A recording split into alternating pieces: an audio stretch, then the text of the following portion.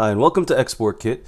In this example, we're going to demonstrate how to create advanced form elements to use with any type of form you need, whether it's a login, a contact. We can support a lot of elements, and I'll go over a few in this video. So be sure to like and subscribe and hit that notification bell for new and upcoming videos. Let's jump right in. We've created a few elements prior, so you see, let's actually just expand this. We have our input text, but we want to also create a text area, an email input, a password, a select input, as well as a date. And we also have our submit from our previous video as well. So let's go ahead and do that. It's not going to be long because we've already pre-created our element, so to speak.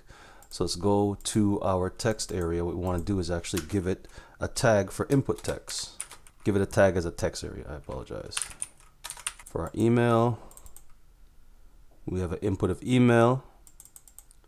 Our password, we have an input of password. Now select is slightly different. With select in particular, there's no real reason to use an image of the drop-down selector because this will be controlled by the input element. Now there are ways to manage this with styles, and I'll cover that in another video. So what we're going to do for our select option, there are two steps to create drop-downs and combo boxes with ExportKit. So the first thing we're going to have to do is call it an input select.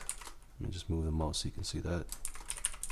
Once we've called it an input select, the next step we're going to have to do is we're going to have to go within our text area or text element.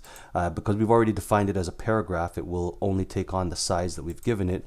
Now we add our options. So let's give it option 1, option 2.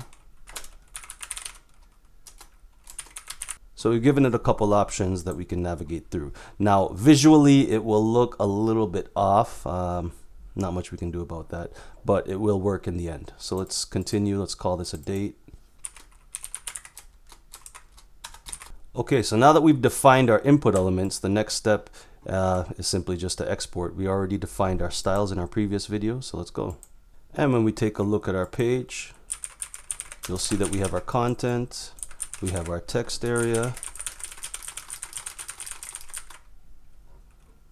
we have our email,